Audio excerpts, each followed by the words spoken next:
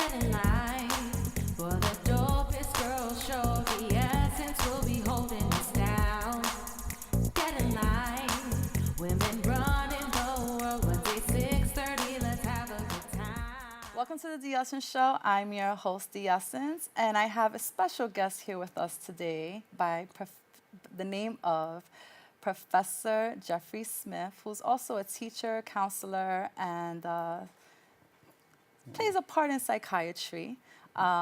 His focus is on marriage and dating and family, and that's what we're here to speak about today. I figured since we're in the holiday season, the pressure is on to give that person, that special person, a beautiful, shiny, blinging gift. So I wanted to speak to you about marriage and dating in our society. I've noticed in my time, in my experience, that it's very different. There seems to be a lot of fear, a lot of hesitation, not so much effort nowadays. Everybody wants something quick and fast. Also, the pressure of holidays. If you're with that special someone for some invested time, it's like this pressure to go to that store and start figuring out what type of ring, but you're not really ready for it. Absolutely. So I have you here. I want you to be as open as possible. Let us know what's going on in our dating world, in our marriage. Wow. Okay, wow. What do we have, about a 36-hour show here? That'll be the introduction. Thank you for having me. I've admired your work for some time, so it's great to sit with you and talk about this very critical topic at this time. First of all, understand that there's certain things in psychology called stressors, things that bring about stress, holidays being one of them. Yes. New relationships shifting, relationships shift. Like many things throughout life, they go through cycles and ups and downs, if you will. So it's funny because I was in Zales not long ago, and I was literally watching a bunch of young guys. I'd say about 5 or 6 different guys. They all appeared to be under, I'd say 20 or 22, but they look very young. It's getting younger? I think so, getting at the engagement ring counter. And I just sat back, and some of the guys just looked like they were so young. And I wanted to say, are you sure? Yes. Because age has so much to do with it. First of all, we know that there's a part of the brain that's not even formed until about 27. It's called the frontal cortex. And that's the part of the brain that makes rational, mature decisions, careers, relationships. So you almost want to tell teens, listen, you'll get over this. Now, it's not to say that all teens don't work out, but we do know from the research that the highest divorce rate is teenagers when they get married in this country.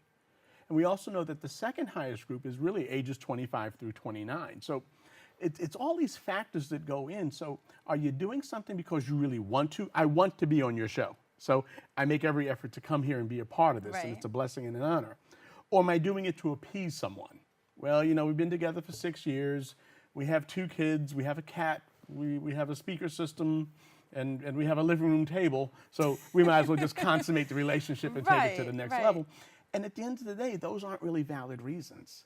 No, they're not. And I agree to some certain point, because I was with somebody for about 10 years. Okay. And within the first 6 years, I needed a goal. Right. What are we doing here? Sure. When it hit 10 years, now family got involved and was like, okay, what are you doing with my daughter? Is there another plan? Right. And he was with it, but at the same time, there was a hesitation because I don't really think he was ready for that type of next step, but he did it anyway. Sure. So a lot of people are making this next step saying they want to do it, but then when it actually starts to kick off, the fear comes in. Sure. The hesitation.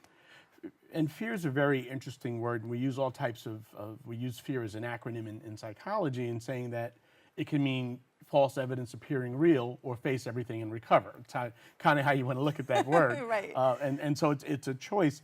But anything that's fear-based probably isn't something that you want to invest in a relationship, from a relationship standpoint.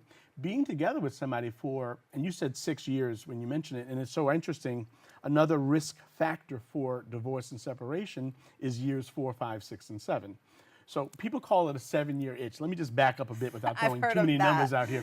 It's really not a 7-year itch. It's really a 2-year itch. What the brain is wired for and the body's hardwired for is 24 months. The first 2 years of any new relationship, it's all kind of things that the brain's releasing into the central nervous system. Okay, that's why it's always exciting. For the first 24 months. Right? It's the honeymoon stage. Serotonin and endorphin, all those great things that the body receives, and everything's brand new. Yep. And what you like, I like, and what you like to do, I like to do. And I'm sending you a text because I'm thinking of you, and all these things. But then the reality of it is, a marriage works, or any relationship, if you have what we call in the trade a commitment to the day to day. Right. And the day to day ain't, and I'm saying ain't on purpose, ain't always fun. That's paying bills. That's grocery shopping. That's raising It's a children. routine. It's a routine. Right, and that's where the test is. Who can stand that test? And I've also noticed that in our day, well, our generation, we don't really outlive the tests. Wow. When things start to get hard, that's when you start pushing away. Yeah. But that's where the relationship grows its substance. Yes.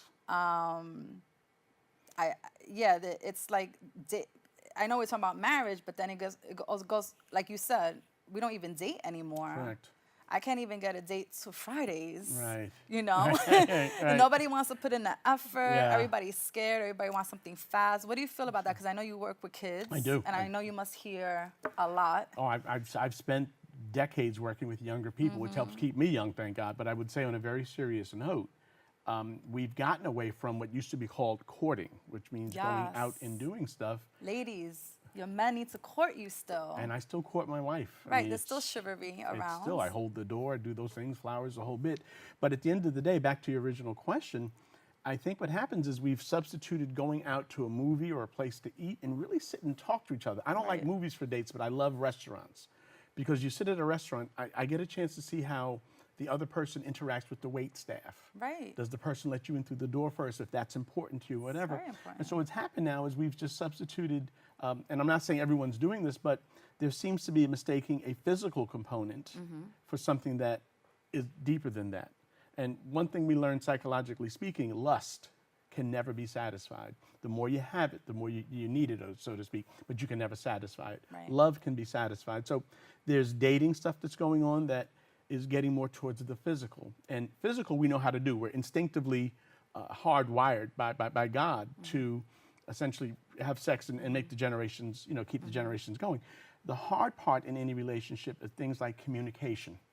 Hard part is things like listening when you really want to speak, or repeating back what the person said. That's the hard part. Leaving a note and saying or texting, "I'll be home in 15 minutes." Right, I'm it's working just late the tonight. act of respect. Yes. I have a question. Sure. What do you think is a good age bracket to get married? 75 plus. No kidding. I mean, I agree. Sometimes you're waiting to be in your mid-30s and Sure. it doesn't, I think for men, and I would have to separate that out. I'd say for men, 30 plus. Now, 30 plus. 30 plus for the men. And without getting too graphic on your show, that's the first dip in male testosterones at 30. Which Okay. means we're now making decisions based on hard facts versus other things that are driving the decision. Okay. And I would say for women, 25 plus. I'd say a 25 plus for the women, 30 plus for the males. So for example, if a woman wants to be married at 25, maybe the guy should be about 32, 31, because we as males tend to mature a heck of a lot slower. Yes, definitely. And when that happens, part of the problem is when people have been together, say from high school or something. So they've been, freshmen in high school, Right. 14 years old, Right. and 10 years later they're together. So the woman's 24, the guy's 24 in this case, and it can be a disaster because at 24, she's more like a guy of about 32, 33. Right. At 24, he's more like a younger person of about 21 or 20. But there's also no experience outside of that. Like I was taught date, Sure. learn about yourself. Sure. Date different people. It's true here's what dating does. Dating is almost a mirror to your life. And I think what happens is most people have issues. And it's a joke in psychology, it's not really a joke, but it says we spend the last 110 years of our life trying to figure out the first 5. And Goodness so a lot of gracious. stuff happens when parents weren't prepared and Yeah. things we were overexposed to and a whole bit. So what happens is until we kind of work out our issues, what ultimately happens is we draw from weakness. So as opposed to saying, I choose, because that's the power of choice, I choose to be in a healthy relationship and this is what it looks like to me, we settle. And I often tell students, lot of settling. always select versus settle. Select means I've empowered myself based on a criteria. This is my list. These are the 7 things that I want. Versus, well, whoever comes along and happens to have a pulse and a Metro card is the one that I connect with. So I think it's making peace with your past, figuring out what has Agreed. happened, working from there, and maybe getting out of the box a little bit. There's a lot of emotional baggage I've Yeah. known, and I've also known it's more with men because of the fear of expressing themselves Sure. and being vulnerable. Sure. They kind of hold it all in, Yeah. and they don't know how to commit or even let someone into trust. And I think it's that combining with the fact that we can look at numbers and say from about mid-1970s, so from the mid-70s to the present, we've seen that fathers have left the home. There's been a breakdown of the male in communities. And let's go in a bit deeper, if I may, with communities of color. So you have a lot of Black and Latin males who aren't really sure what does it mean to be a male. Right. So the idea, unfortunately, and it's supported through music and social media, is the one that has the more sexual conquest, for Yes, want of a we better do. term, as Yes, we opposed to do. saying the one that can be committed, or the one that works on things, or the one that understands his role as a man. Right. What does it mean to be a man Right, right. in 2018? And I think what happens is we have an ideology, we have a false ideology. Yes, we It's do. not about fighting and yelling and screaming and hitting, God forbid. It's about listening. It's about nurturing. It's about sitting back and saying, I want this relationship to go places, but let me work on myself first. We don't do that. And what that leads to is a term called codependency. Definitely. And all that is an inability to be by yourself. So you're constantly in relationships from your teens all through your life, because the idea of being alone hurts people. So they'll settle for a Oh, relationship. definitely. And it goes back in that Definitely. cycle. I mean, now we're in the season of cuffing, this new, I know the word. and it's like we as natural human beings Sure. crave, when it gets Sure. cold, our bodies crave Sure. attention. So now, instead of being with someone you love or putting the effort, you just want to cuddle up with something, and once the season's over, you're done. Right. But I've also had through speaking to others, a lot of them feel that men and women should not be married. It's a thing that's kind of the past. Men are going to be men, females are going to be females. What do you feel about that? Can a man really like settle down and be faithful through the? Oh, yeah. I mean, you're looking I at mean, one. you're speaking In case for my wife is yourself, watching right? this. No, clear, it is. You're looking But by at one, nature, sure. isn't it like temptation is? It's there. I think it's there. It's temptation. Yes, it is. But I've learned this much. I've studied marriage for decades. And what I've learned is this.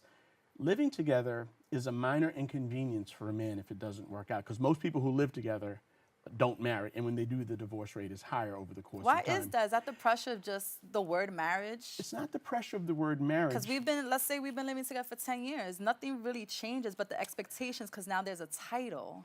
There's a title, but that title, and in the law, this is taught in law schools, roughly speaking, since we're in New York State, there's approximately 1,052 legal rights that marriage brings about on the marriage contract. Goodness And it's called a bilateral gracious. contract. It's a two-sided contract. So it's 1,052 approximately, and it varies by state, but roughly 1,000 or plus rights that marriage brings about that living together doesn't. See, the one thing about living together, it gives you a false sense, because there's always a back door. There's always the Right. back door, and the back door is the metaphor for if this isn't working, I'm pack out. up, go, and move on. Right, So it's a right. minor inconvenience for a man who leaves. It's very tough on a woman. It can be very traumatic for her when it breaks up, and it's horrible, or the word I want to use is horrific Yeah. for children, because now Yes. children, and that's what we're seeing now, is They if- compare it to a death. Absolutely, it Yeah. is. And if the child's very young, then they've even internalized this more and said, and young being under 10, when the parents break up, the child will say, you know what, if I had kept my room clean or I had better grades, my daddy would have stayed. Okay. And that's a hard thing when you start Yeah. dealing with child They psychology. start taking the accountability Absolutely. of what's happening and in it the had home. nothing Yeah. to do with that. Right. It came down to the fact that the parents got together, most likely at the wrong time for the wrong reason with the wrong person. Got it. And for it to work real quickly, it's got to be the right person at the right time for the right reason. And we don't do that. It's got to be 3 for 3. It's not 1 out of 3, which is 33%, 2 out of 3, 66%. It's got to be 100%. But you got to be the right person to draw the right person. Real quickly, how did you know she was the right one? How did you propose? Very nervously. Thank you. It's the most ironic thing. We had an unscheduled first date at 6 in the evening downtown where we were both working. And quick story, we were still talking at 4:17 in the morning, almost 11 hours later on an unscripted date. And I knew within 5 minutes of the talk, this is my wife. And I asked her that same question some years ago. And I said, when did you know we were going to marry? And she said, within about 3 minutes of the first date, I knew you were going to be my husband. So I think people used to say, you know. Yes, you know when you know. And I guess that still stands for today. Thank you so much. pleasure. And guys, take your time with the holiday gifts. No pressure. None. Don't make a move if you're not ready, because it's a big step. Or you better get in line. I'm your girl D Essence, right here on the D Essence Show. You can find Jeffrey at gsmooth147@gmail.com. Hit me up. and you can follow the D Essence Show at Miss D Essence 1 on Instagram and D Essence Romero on Facebook. Thank you for tuning in. Down. Thank you. Get in line. Women running.